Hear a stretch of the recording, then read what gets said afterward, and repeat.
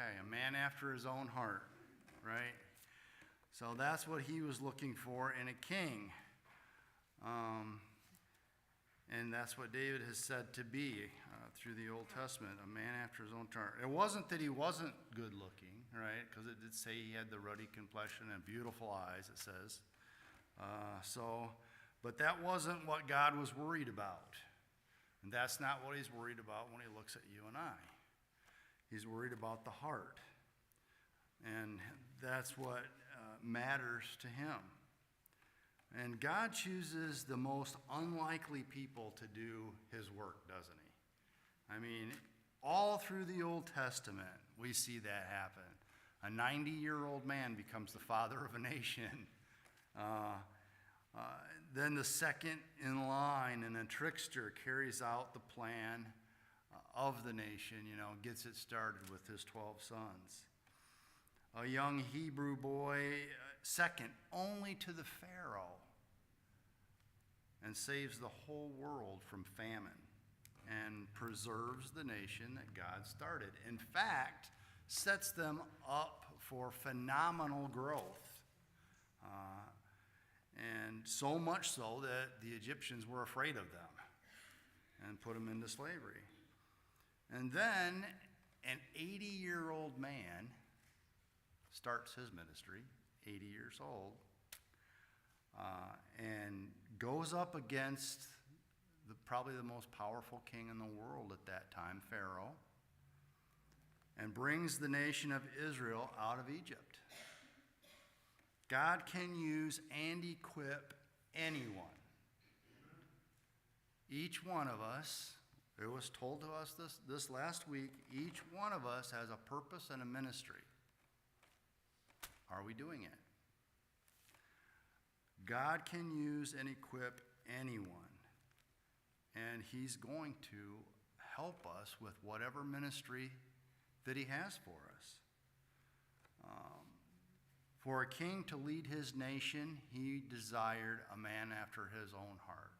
He was the one who had led that nation up until they appointed Saul king, basically. So he wanted a man after his own heart. Last week we saw that David was anointed king, so he's kind of the king in waiting, if you want to put it that way. This morning we're going to look at the account of David and Goliath. How many of you know that story? Raise your hand if you've heard that story, know that story, been told that story. Everybody knows that story, right? Good. We're going to have a quiz. The first page on your page of 2 there is the quiz, and I'll give you about 8 minutes to do that. So go ahead and go through that, fill it out, and then we'll get started on the lesson. We'll find out if we really know this story as well as we think we do.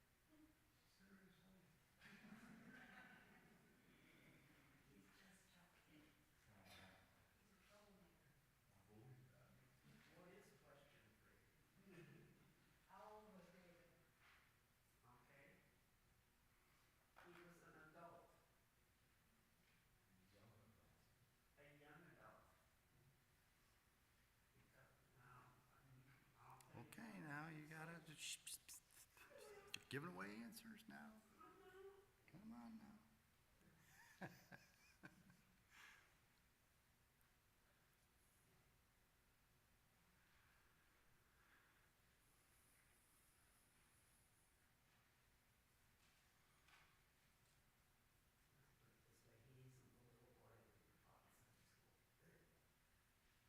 Right.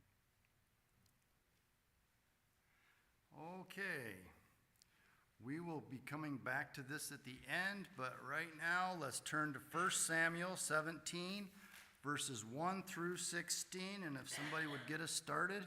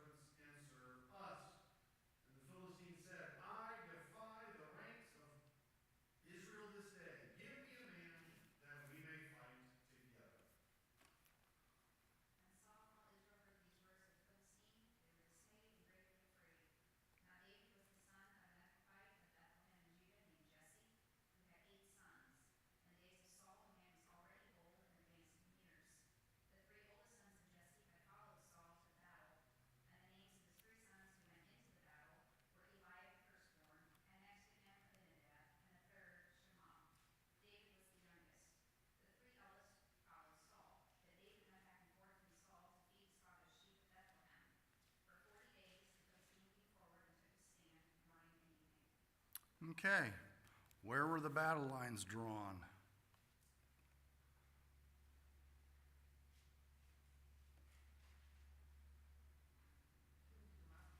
Okay, they were each on mountaintops, right? And there's a valley in between. Okay? And what are some of the things the text tells us about Goliath? He was big.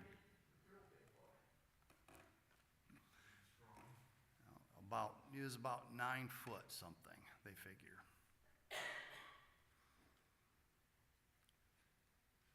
And when the average Israelite at that time, so they say, was about 5'4".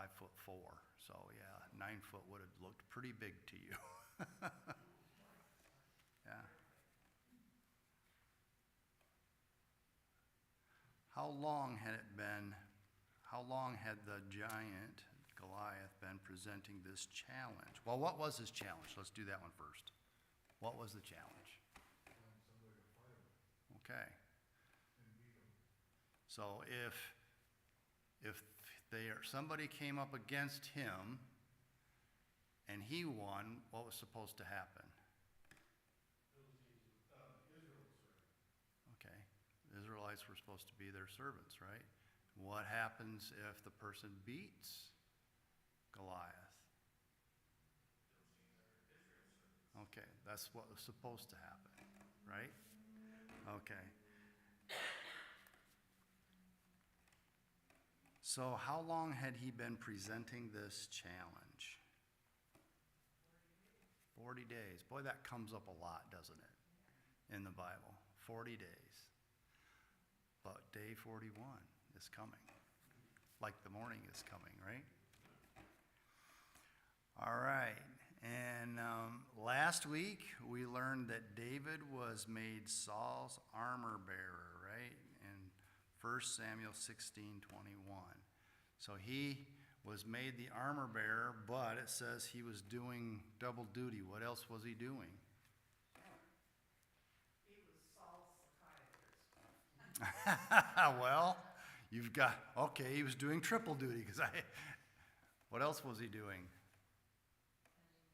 Tending sheep. He was going back and forth, wasn't he? Okay. All right, Samuel 17 through chapter 17, verse 17 through 58.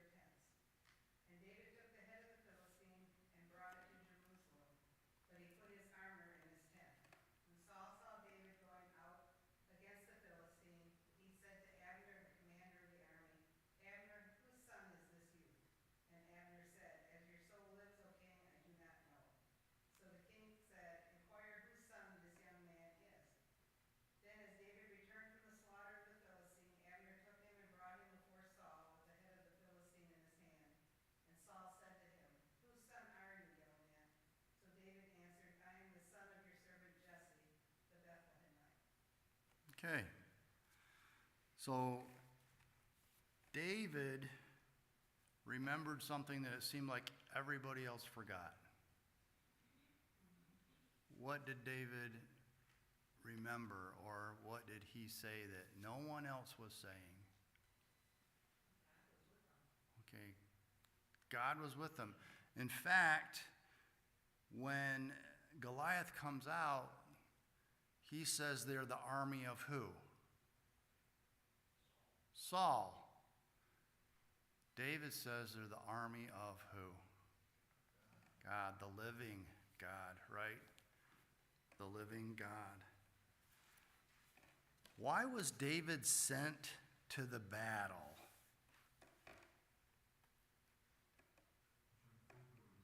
Okay, originally, that's what he was sent for, to take food. And what did David witness as a Goliath approached the assembled army?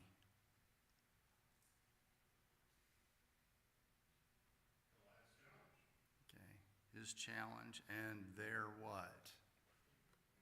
They were afraid, weren't they? Because they had forgot God. They had forgotten what God had done for them all along, what God had done, especially in these kinds of battles. How had Saul tried to motivate the men to battle Goliath?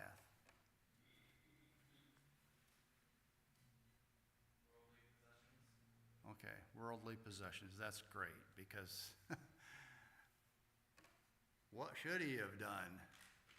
And what do we forget to do when we're in something like that, where there's this challenge that we see no way out of that's good? Okay, we should be in prayer. We should be giving it to the Lord, right? And sometimes that's hard for us to remember, especially in the heat of something.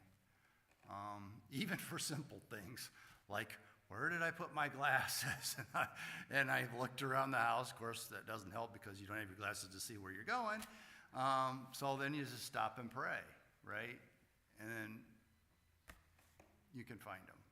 And see, for me, that works always. If I lay a tool down, where did I put this tool? What did I do with it? Where was I going? What was I doing? And the older you get, the more you pray. So, and in verse 28, how did Eliab address David? In verse 28. No.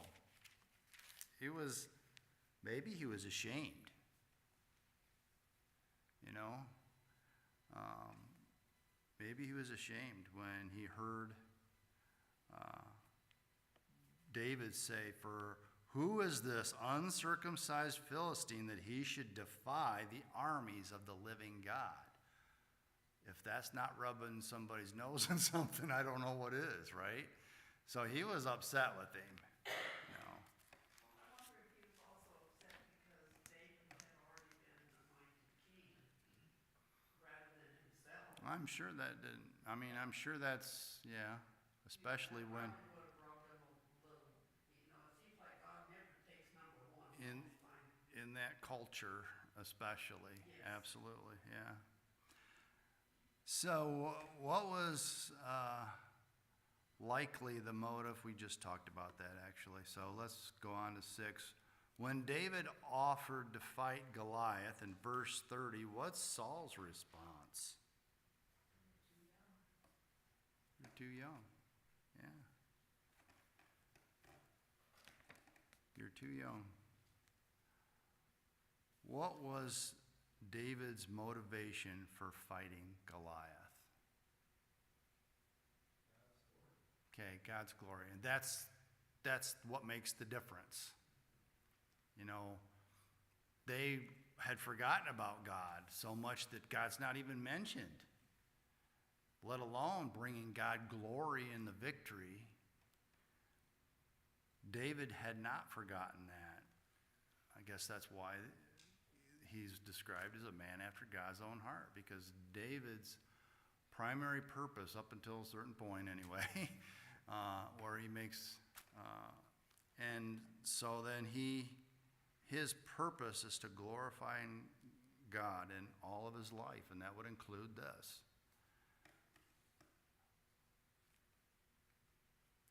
What credentials did David offer Saul?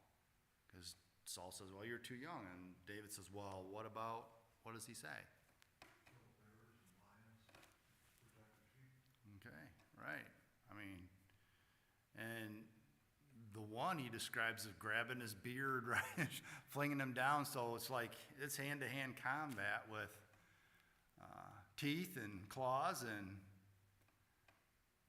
so yeah, he had some experience. But who did David credit these brave acts? Yeah, not himself, you know. And that's where we should all be. When we accomplish anything, it's only because God allowed it, helped us, gave us the strength or the cunning or whatever it is. It's only because of what God has done. It's not anything we have done. If we can just remember that. When Saul offered his armor, how did David respond? Well, he tried it on. He did try it on, yeah. Yeah. But it was not made for him. Well, he wasn't used to it. Yeah. He hadn't worked with it, he hadn't practiced with it, he didn't. Because what does it say? It says, what was his answer to Saul about it? I haven't tested it. I haven't fought with this on before. I haven't trained with it on before. I can remember a lot of years ago now when I played football in high school, that first time of putting on all them pads and trying to move in them and figure out how to use all of that armor, if you want to call it that. And it does. It takes, you can't just put that on and go out and play football. You can't do it. You have to practice with it on and get used to it and how it feels and how to use it. And it would be the same way with any kind of armor.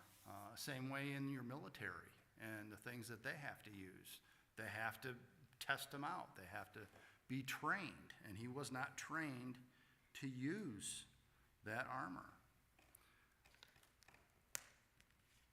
How did David reply to Goliath's mocking? Verses 43 and 44.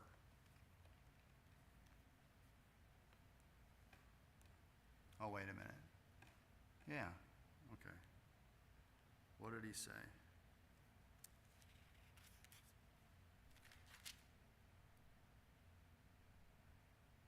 Yeah, I think I got that one backwards. Sorry.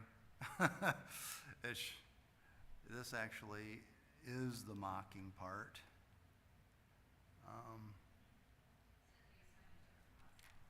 Yeah. So he is coming in the power of the Lord. So he doesn't credit himself for anything. He doesn't say, well, as he did Saul, he did tell Saul, I fought these animals and stuff. But when he talks to his opponent, it's all God. God gets the credit for all of it. And what did David want everyone to know?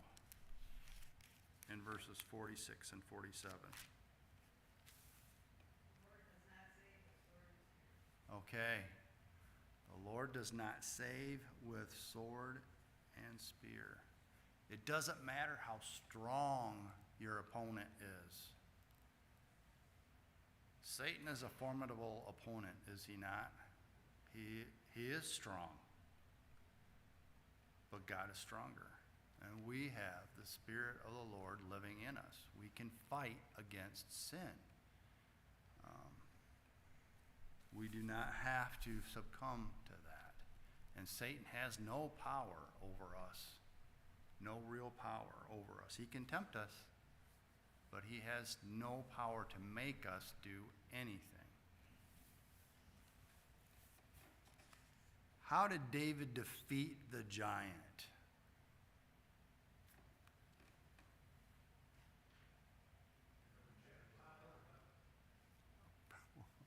Projectile. And you said? Yeah, what did you say? Hit him in the head with a rock. Yep. Yeah, didn't have a gun, so it's not a gun that kills people. Never mind. We won't go there. But yeah, he started out with the rock, right? And the text seems to say that David killed Goliath twice. How do we reconcile verses 50 and 51? Let me read that. It says, so David prevailed over the Philistine with a sling and a stone and struck the Philistine and killed him. There was no sword in the hand of David.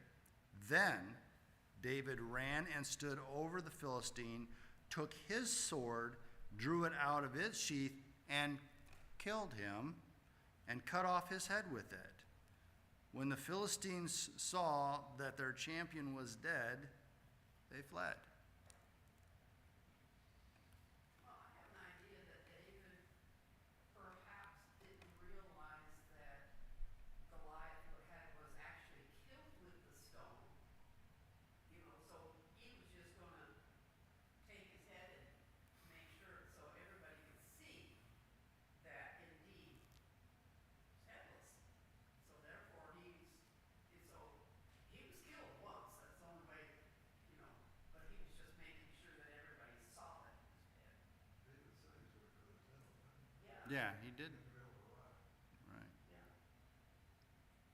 But it says he was killed twice, right? Maybe he was still twitching, like that groundhog you shot and still, so you want to make sure it's dead? I don't know. But I'm sure the stone took care of it because it says it was embedded in his head. So, if something goes through your skull into your brain, pushing sharp bone, but if not, definitely the sword took care of it. Anyway, he's dead. It doesn't really matter, does it? It doesn't really matter.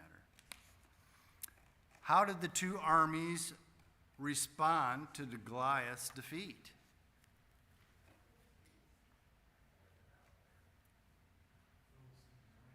Okay, the Philistines ran. Wait a minute. Now, what was the challenge that Goliath gave? What was supposed to happen if he was defeated? That didn't happen, did it? Oh, okay. They didn't have lawyers and all that involved, right? Okay, so now Israel pursued. They couraged up, didn't they? Or manned up, if you want to put it that way. Oh, yeah, I remember that God that's been taking care of us all this time. I guess we can trust him and we'll go after him now. Turn to Hebrews 11, 32, 34. Might as well put a marker in there because you're going to be in Hebrews later on anyway. So 32 and 34 says, who through the faith conquered kingdoms, enforced justice. Wait a minute, 32, I skipped 32. And what more shall I say, for time would fail me to tell of Gideon, Barak, Samson, Jephthah, of David and Samuel and the prophets, who through faith conquered kingdoms, enforced justice, obtained promises, stopped the mouths of lions, quenched the power of fire, escaped the edge of the sword, and were made strong out of weakness, became mighty in war, but put foreign armies to flight. Faith, but not just faith in anything, faith in the Lord. What does it tell us about David's actions? That passage?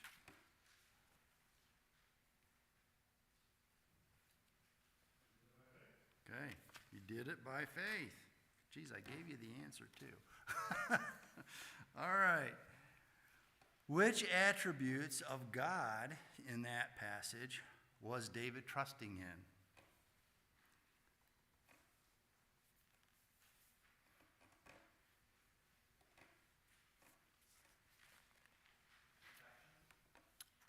Okay. God's strength, right? He's omnipotent. He's faithful. God was faithful, right, to David. He's holy. He's sovereign. All of it, really. David was trusting in. Let's turn to our pop quiz now that we've read the passage here. Who killed Goliath? Okay, good. God through David. All right. Well, did you put that down before or after we read? Oh, okay. Just checking.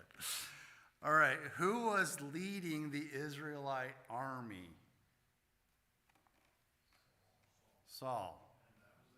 Okay. He was not a man after God's own heart, was he?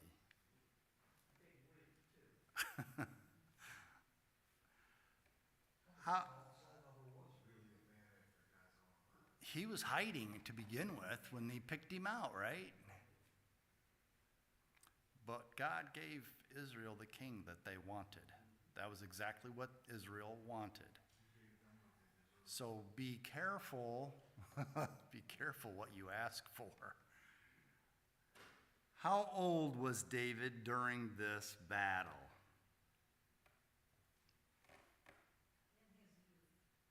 In his youth. Okay. But he wasn't like what we grew up with, this little boy, was he? About, I think, usually they depict some little boy about 12 years old, you know.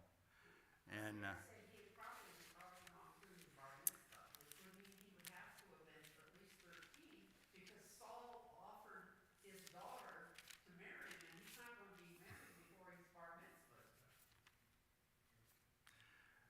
1 Samuel 16:18. Okay. One of the young men answered, "Behold, I have seen a son of Jesse, the Bethlehemite, who is skillful in playing," the lyre, "a man of valor, a man of war, prudent in speech, and a man of good presence. And the Lord is with him." Okay, so he's a man. He's not a little boy. He might be a young man, but he's a man. What was Goliath's challenge to the Israelites?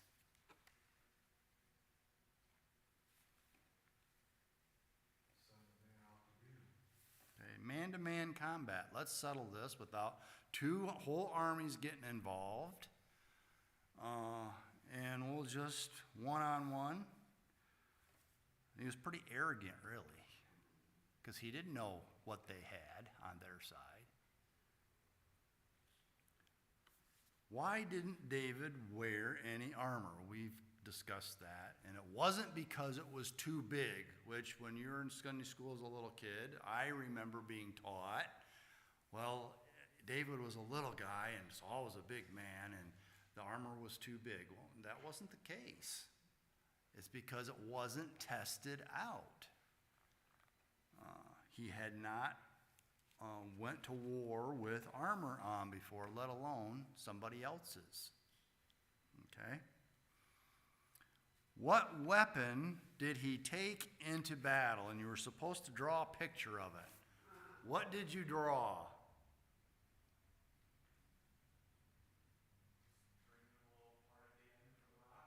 A what? Like a string pulled apart at the end of the rock. Did anybody draw a Y with a rubber thing? Nobody did? I did. Did?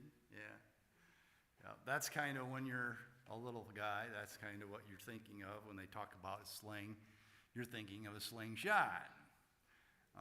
But yeah, the weapon was basically a long string with a little pouch where you put the rock and you would go like that and throw it. So, okay, what weapon did David kill Goliath with? And this is kind of the tricky one, right? Okay, so both really, maybe. Anyway, who's the hero in this account?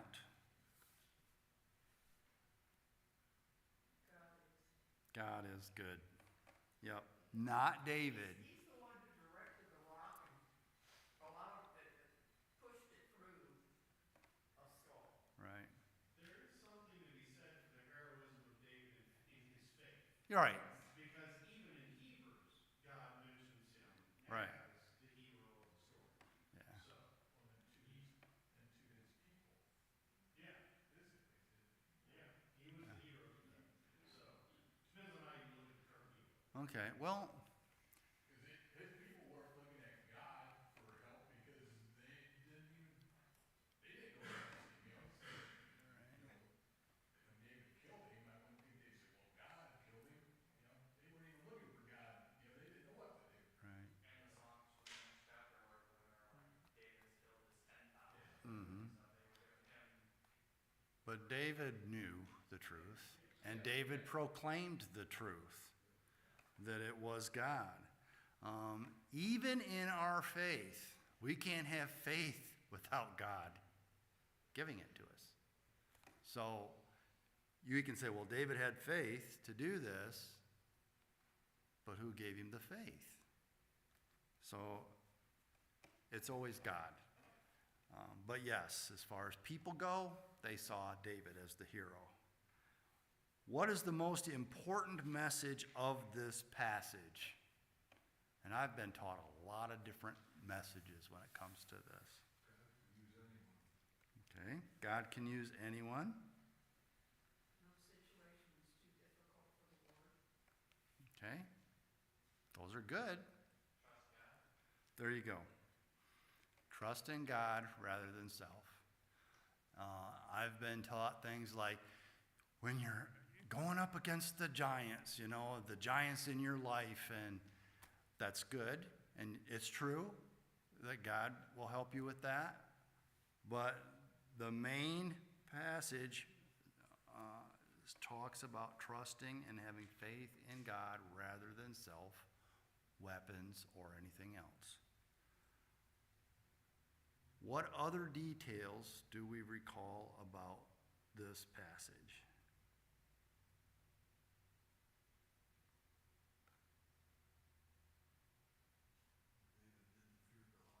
Okay.